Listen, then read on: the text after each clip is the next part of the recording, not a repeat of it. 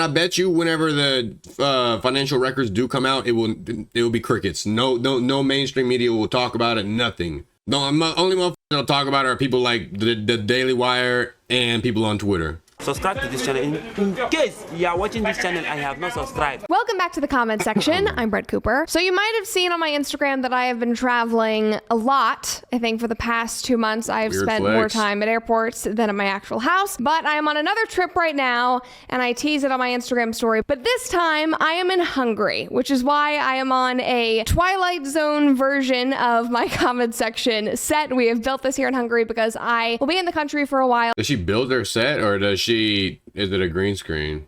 Filming a project for Daily Wire Plus called the Pendragon Cycle. So I will be involved in that, and I'm going to be here on the ground in Hungary in my comment section set. But today we're going to talk about something that is very American, football, because football season is about to start. This really is not a Sports Brett episode, it's Sports Brett adjacent. I'm sure you guys have seen this story by now. It came out last week. I've seen it, but I have no idea what it's even about. Absolutely rocked the internet. And now we are left trying to figure out whether this is like a Kaepernick 2.0 situation. Everybody hates Kaepernick now, like everybody's moved on from that story. Boo this man!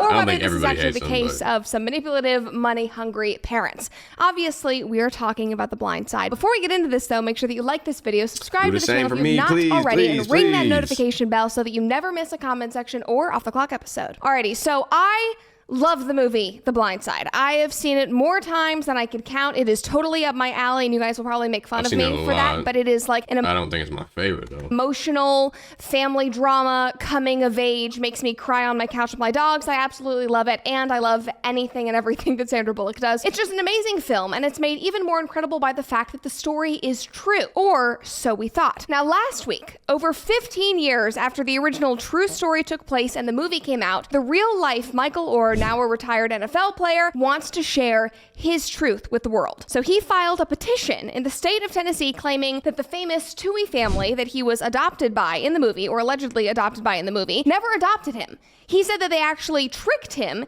into signing papers agreeing to a conservatorship so that they could control him, exploit him, and get his money. And now, 15 years later, he wants to end the conservatorship because he just realized that he's in a conservatorship. Here's a tweet about it from Popbase, NFL. I mean, it's possible, but star Michael Oher, whose story inspired the Blind Side movie. I mean, it was possible, but you have to pay no attention to your finances. How would you not know that whatever you agreed to is missing every single month going to your adopted family? Says that the Tuohy family lied about adopting him and tricked him into signing conservatorship papers when he was 18 years old to exploit him. He has filed a legal petition to terminate the conservatorship. Now, somebody commented and said, "This just makes me feel like my whole life is a lie, OMG." Somebody else said, "I wish I had a family to trick me into millions of dollars and get me to play professional football. Wow, what a horrible life, SMH." Another person said, "Regardless of their intentions, he should be incredibly thankful for what they did. He would not have made it to college and eventually the NFL without their support. Dude made over $30 million in the league. He would not have seen a penny of it without them." Another person said,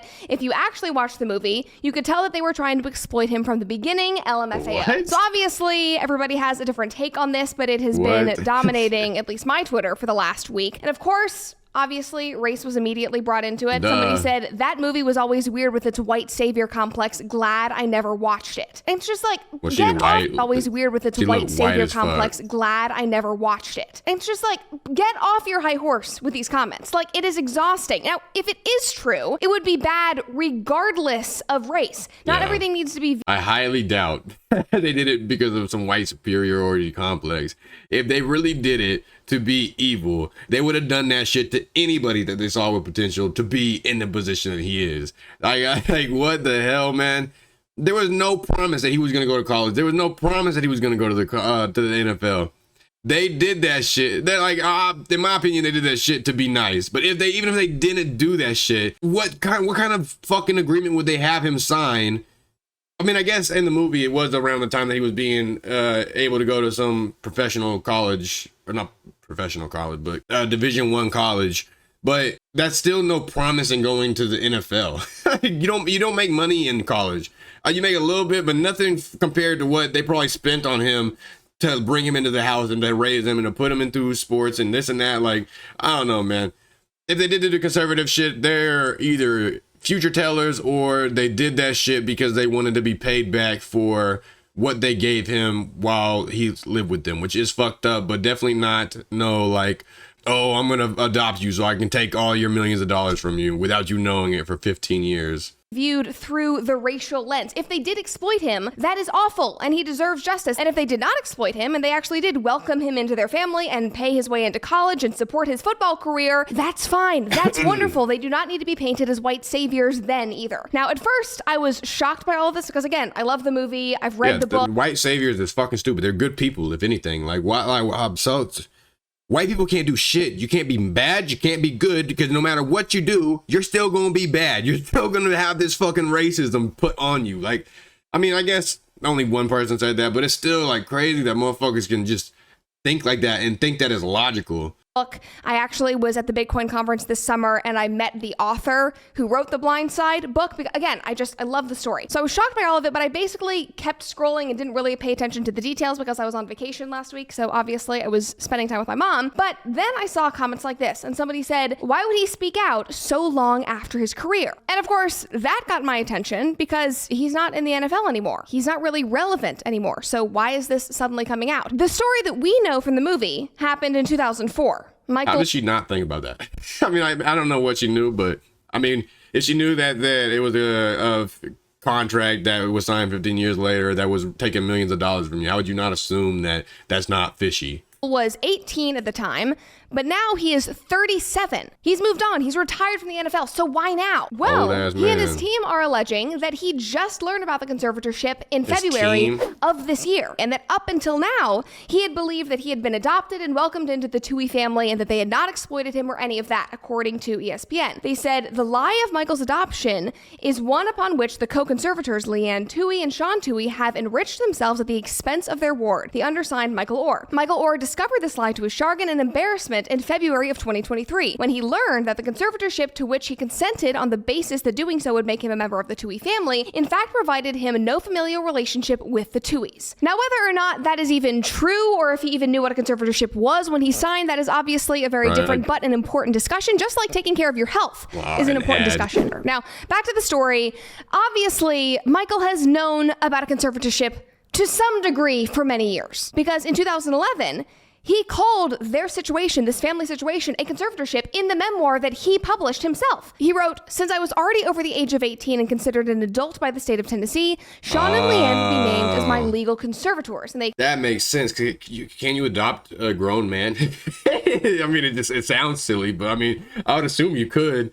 But yeah, that makes sense. If you can't, then yeah, that's what they would have to do. And like I said, how would you not know that they're taking money from you? I don't think they even took money from him. I think he just said that they did the conservatorship, and I don't even know what. Like, I guess it would be like a guardian, huh? Like what was going on with Britney Spears, how someone was taking her money, or with child celebrities, it happens all the time, to where they say that they're not responsible with their money, or that they're not capable of doing it themselves. So I guess they do that, but you would know if they're taking money from you. Explained to me that it pretty much basically means the exact same thing as adoptive parents, but that the laws were just written in a way that took my age into account. So he knew that a conservatorship, but that the laws were just written in a way that took my age into account. Well, who told him that? Because if it was like their attorney, or if it was them that told him that, they might have deceived him to do that. I don't know. Like I said, if he was taking money from you, how would you not know 15 years later, unless you're just not paying attention to your finances? Which would make sense, because it's like 30 years later or whatever they was talking about, so he's probably broke now, and he's probably like wondering why he's broke.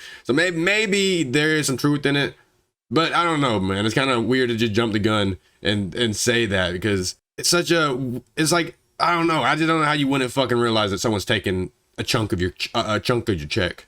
So he knew that a conservatorship existed. Maybe he didn't know what it meant at the time, and of course that is a totally different and important conversation, but he knew that a conservatorship was in place. He's known about it to some degree for many, many years. I mean, I just want to know, if he was unwillingly under a conservatorship, why didn't he say something earlier? He's a public figure. He was not under their thumb. I mean, when he was playing for the NFL and making millions, were they exploiting him then? I feel like that would be public knowledge if he was not getting any of that money and he could have easily said something and gotten out of it. Now, I guess you could argue that the Tuohy family could have lied about this and made it seem totally normal to Michael, over the last 15 years. But I was thinking about it. When you're playing in the NFL, you're signing contract after contract after contract. If you're under a conservatorship, you can't sign those contracts because somebody else is your guardian because you are an unfit adult. Wouldn't that have struck people as odd? Wouldn't it have struck him as odd that his parents were having to sign all of his contracts when he was, 25 years old? It's just interesting. That makes a little bit more sense on how he might have been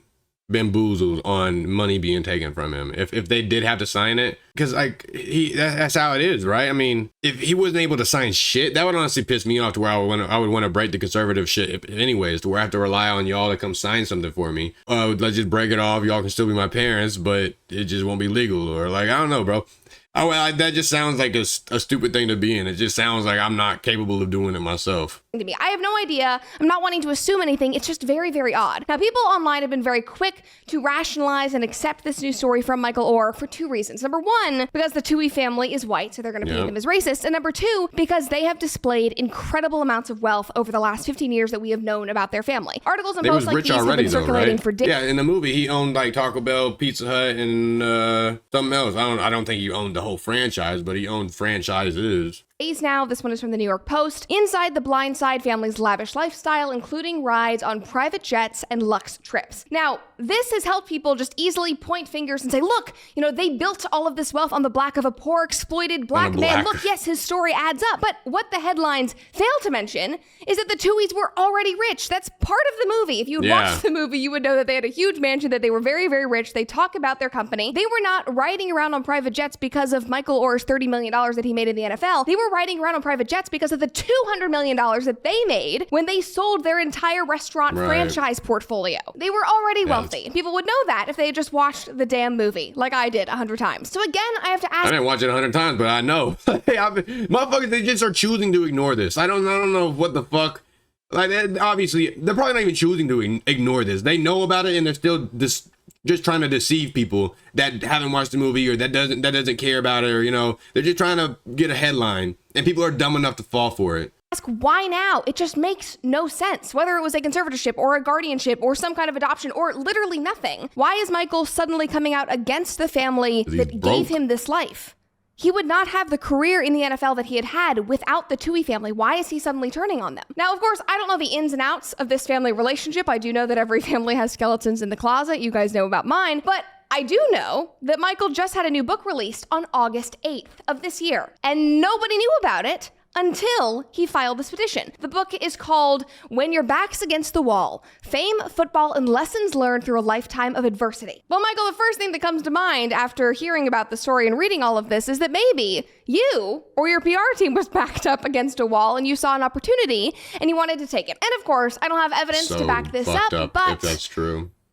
It's just an interesting turn of events. The sequence of events is very, very interesting. And of course, less than 2 weeks after all of this has happened, again, the book came out August 8th. This petition was filed on August 15th, I believe. Now his book tour is going crazy. People are lining up to talk to him. News articles are being written about him every single day. A man that was not relevant just a couple of weeks ago is now a huge headline, a major news story. So obviously, something is working. And the Tuohys are also working overtime to try to clear their own name. Sean Tuohy Jr., who was raised as Michael Oher's younger brother, immediately went on Barstool Radio to try and clear the air. He said that he would always love his brother Michael. He thinks of him as his brother, but that he believes that his parents will be vindicated when the financial records come out. His father, Sean Sr., spoke to the press and said that yes, a conservatorship was signed. He is happy to admit that, but because Michael was 18 and he wanted to join the family, that was the only legal way to do so. And he legally needed to be a part of the family if he was going to get into Ole Miss, where he played college football, because Sean Tuohy Sr. has a booster status. I'm not really an SEC girl. I don't know exactly what that means, but apparently that is something that goes on, and he needed to legally be part of the family. In one of his quotes to the press, he said that they contacted lawyers who told us that they could not adopt over the age of 18, that the only thing they could do was have a conservatorship. We were so concerned it was on the up and up that we made sure the biological mother came to court. Tuohy then said that he would of course end the conservatorship if that is what Oher wanted. So based on all of this and based on the 2011 memoir, it seems like yes, there was a conservatorship signed. But again, why is this all coming out now? And why is this all coming out so publicly where he's attacking his family? Like, has it not been a problem for the last 15 years? Did it inhibit his career in any way? Like, it's fine if he wants to end it.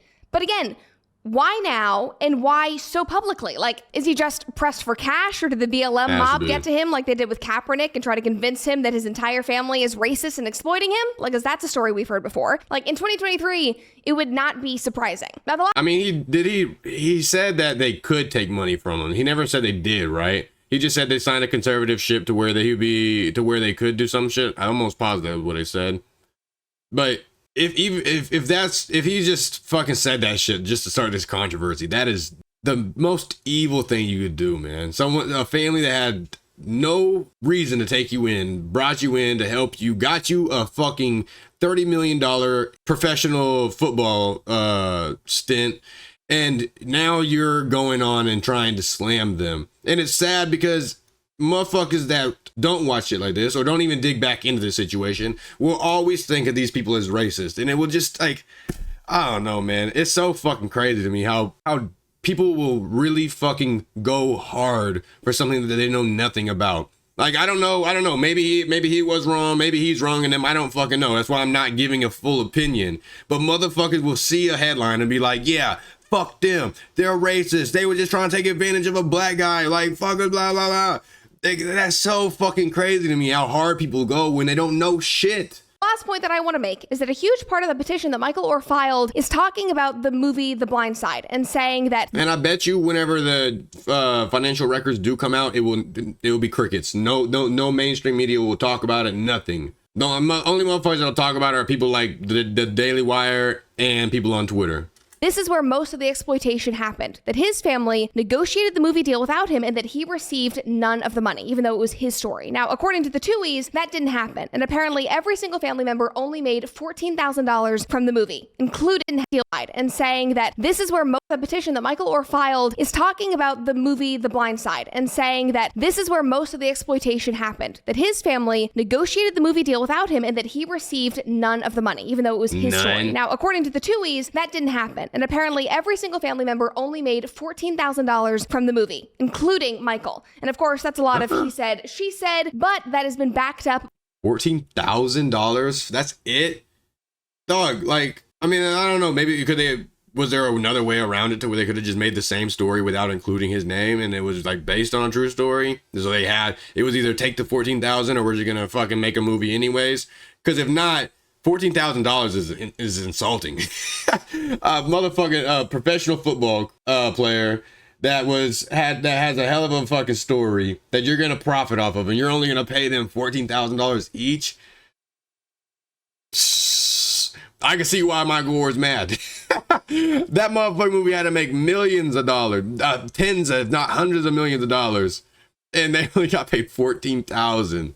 That's crazy. That's so fucking. That's the craziest thing I've heard all day. By the author of The Blind Side, because apparently the Tuohy family was not supposed to receive any royalties from the story whatsoever. The production company got the rights to the story through the book The Blind Side, not directly through the family. And the author of The Blind Side split his royalties in half and gave them to the Tuohy family. He was not required to do that. That was a gift. And then they divided them equally because every single family member was featured in the movie. So they all got $14,000. And again, it wasn't like any of them really needed the money because the family was already rolling in the dough, and based on what. So they sold their story to the author, and so he had the rights to the story now, even though it's their story. Man, the legal system is fucking weird like that, man. I would never expect that. I mean, maybe I would probably be educated on it if I was doing a deal like that, but I would never expect that is how it goes. If it's my story and whoever the author is that writes about it, I mean, I guess you probably signed away your story, but I just wouldn't expect that.